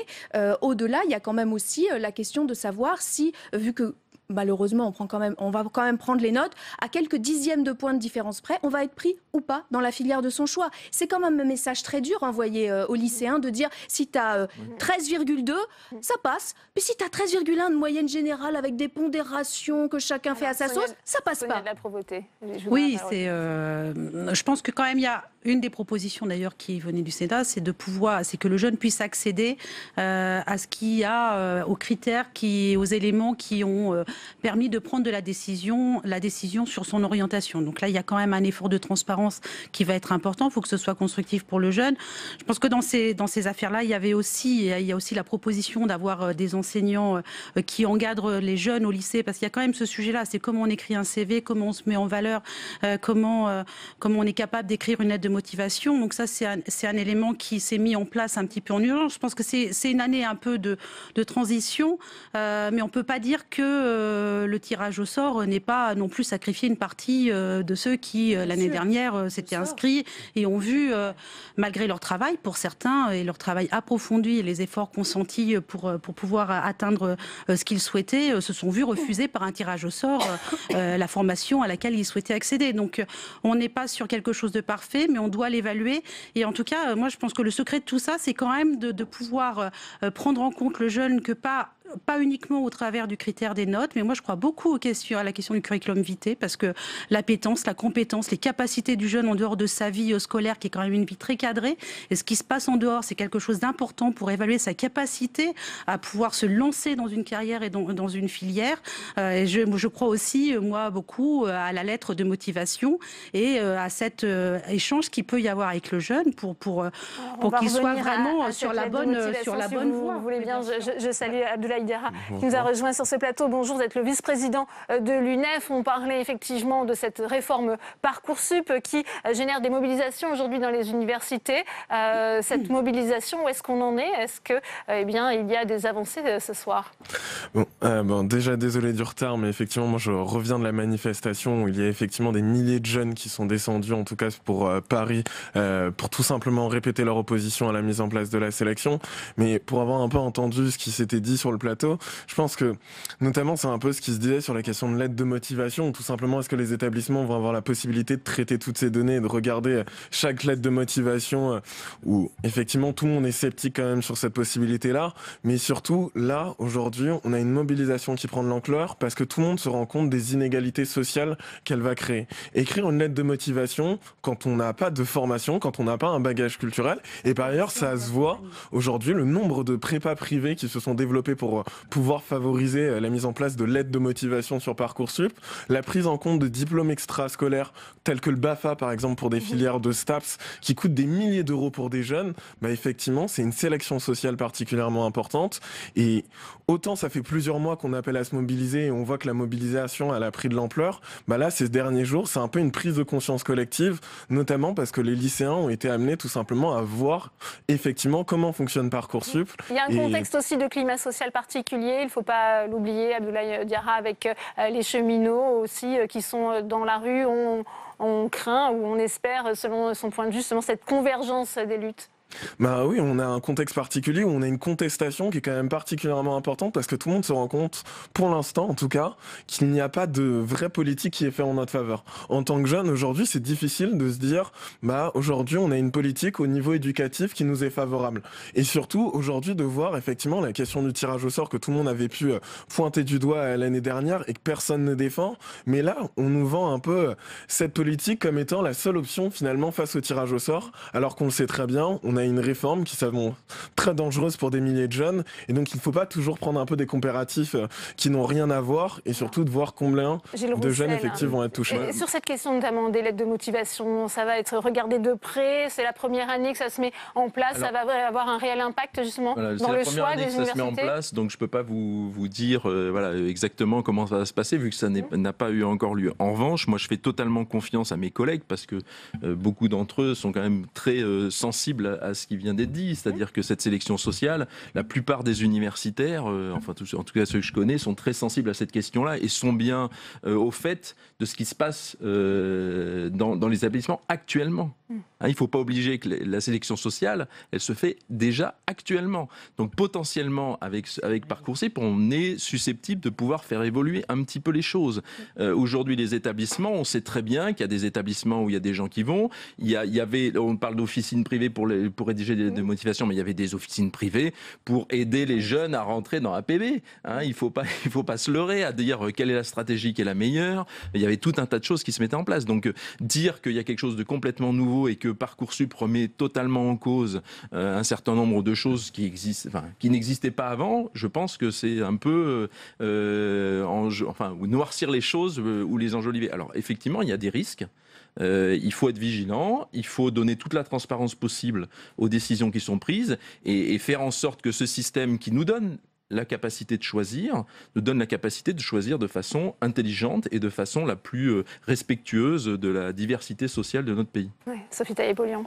Écoutez, sur la lettre de motivation, si on fait 10 choix, allez, mettons 5 choix différents, c'est-à-dire deux universités, histoire, alors il va falloir expliquer 5 fois qu'on a extrêmement envie de faire ça. Et puis en fait, après, on a extrêmement envie de faire ci. Et puis après, bon, mais tout ça n'a pas de sens. Quel est le désir profond des jeunes? Il faut penser qu'on a beaucoup plus de chances de réussir quand on a véritablement envie de faire telle ou telle filière. Et donc, il faut garantir, comme c'était le cas avant, et c'est inscrit dans la loi, que chaque jeune peut aller dans la filière de son choix. Pour cela, bien entendu, le fait de mettre des tutorats, etc., c'est très bien. Mais là, c'est ça qui pourrait vraiment aider les étudiants. Et là, le budget n'est pas là. Donc, les universités ne sont pas en mesure de le mettre en place. Après, sur les CV. Écoutez, il y a effectivement une discrimination sociale importante qui peut se faire, mais aussi en fonction de la sociabilité du jeune, de sa capacité. Ces jeunes, ils ont 17, 18 ans. Oui, s'ils n'ont pas encore eu d'engagement associatif, peut-être que ça viendra en rentrant dans le milieu étudiant. Il faut aussi laisser la liberté aux jeunes de déployer toutes leurs compétences. Et là, on les fige, on leur dit non, c'est pas possible. Et on les renvoie à quoi? À un moment donné, en cas où ils n'ont pas de place, le recteur qui devra, et heureusement, leur donner une place dans une filière qui a rapport à un de leurs 10 choix. Rapport. Mais qu'est-ce que ça veut dire pour un jeune que de ne pas avoir accès à la filière qu'il a vraiment envie de faire? Explosive, Sonia de la Provôté, justement pour les facultés. On voit déjà des mobilisations. On va voir comment vont se passer les suites de l'inscription Parcoursup déjà, parce que c'est ça qui va se passer, c'est ce que les jeunes vont avoir comme retour par rapport à leurs souhaits et eh bien si finalement il y a une satisfaction, s'il y a des manquements, il faudra, je pense, les régler très vite, il faudra voir rapidement où sont les soucis. Moi, je voudrais vous répondre quand même sur la question du désir profond. Le désir profond, c'est vraiment quelque chose qu'on souhaite obtenir, je pense tous pour les jeunes, c'est qu'ils aient satisfaction par rapport à leur désir profond. La question, c'est plutôt de la qualité du choix. C'est-à-dire comment on a mis les jeunes dans leur parcours au lycée en situation d'avoir un désir profond qui repose sur la réalité de ce qu'ils ont envie de faire. Souvent, le désir profond a été aussi un désir par défaut, c'est-à-dire que certaines filières ont été mises en valeur, sont attirantes, sont attractives, et en réalité, on sait très bien que la première année de fac est souvent une année où finalement on change. Moi, je pense qu'il faut plutôt se battre pour les passerelles. Je pense que ça, c'est vraiment un sujet. C'est-à-dire qu'on a le droit aussi de se tromper quand on arrive sur une orientation et on a le droit d'avoir des acquis parce que sa première ou sa deuxième année de fac a permis d'avoir des acquis et de pouvoir se réorienter en cours de route. Je pense qu'il ne faut pas figer les choses, mais la question du choix éclairé, c'est vraiment un sujet. Et là, pour le coup, je pense qu'on a des énormes progrès à faire pour pouvoir donner une meilleure connaissance et des filières et des professions, et finalement que l'envie soit une envie réelle et pas une envie qui vient de l'envie des autres un petit peu et de l'air du temps. Que demandez-vous aujourd'hui très concrètement au gouvernement pour stopper le mouvement ? Nous, ce qu'on demande, c'est tout simplement le retrait de ce projet de cette loi et surtout la garantie que chaque jeune puisse choisir la filière de son choix. Et c'est là où, justement, je trouve que c'est un peu incohérent parce que vous nous parlez du fait qu'il faut respecter le désir profond des jeunes. Par contre, ce que pose la loi, c'est que finalement, ce désir profond des jeunes, c'est pas les jeunes qui vont le choisir. C'est les établissements universitaires qui vont avoir le choix. Effectivement, la loi est plutôt bien faite. Elle n'écrit pas sélection, mais par contre, elle dit que les établissements universitaires vont pouvoir choisir. Certains plutôt parleront de sélection parce que dans les faits, c'est un peu ce qui va se passer. Et surtout, c'est que elle prend un peu un prisme de dire, finalement, si les jeunes sont en situation d'échec, c'est parce qu'ils font le mauvais choix. Alors de se dire plutôt, si les jeunes sont en situation d'échec, c'est parce que, globalement, nos méthodes pédagogiques, nos enseignements n'ont pas évolué depuis un certain nombre d'années. Et les moyens de l'université. Donc plutôt que de donner les moyens, justement, aux établissements universitaires et développer les questions pédagogiques pour permettre à chaque jeune de pouvoir réussir, ce qu'on fait, c'est qu'on va prendre les jeunes qu'on estime comme ayant le moins de chances de réussir et on va tout simplement les écarter de certaines filières en se disant, au moins comme ça, on va pouvoir doper artificiellement notre taux de réussite. Gilles Roussel, puisqu'on arrive bientôt au terme de ce débat, j'ai commencé en vous posant la question justement sur le point sur les blocages. On sait que l'Élysée surveille particulièrement la situation dans les universités et redoute que la contestation des cheminots gagne les facs françaises. Quel est votre sentiment ce soir? Est-ce qu'il y a un risque d'embrasement social? Il y a toujours un risque d'embrasement. Enfin, là, s'il y a quelqu'un autour de la table qui dit oui, ça va s'embraser ou non, je pense ça sera un menteur, donc je pense que personne s'y risquera. Voilà. Donc en revanche, sur les revendications de retirer la loi RE, moi je peux pas comprendre ça, parce que on peut pas dire que le système précédent était bon, et donc retirer la loi, ça veut dire revenir au système précédent. Donc de ce point de vue-là, ça veut dire que ça ne marche pas. Et puis le deuxième point, c'est de dire que précédemment tout marchait bien et qu'il y avait et qu'il y avait tout étudiant pouvait accéder à l'enseignement supérieur dans la filière qu'il souhaitait. Ce n'était pas le cas. Il faut remettre les choses dans leur réalité. Donc, voyons ce qui peut se passer et tirons-en les conclusions à la rentrée, pas maintenant. Eh bien, merci Gilles Roussel, merci Sophie Tellier-Polian, merci Sonia de la Provoté, merci Abdoulaye Diarra. C'est la fin de cette édition. Merci à vous de l'avoir suivi. À 18h30, Rebecca Fitoussi pour son émission On va plus loin. Très bonne soirée à tous et à demain.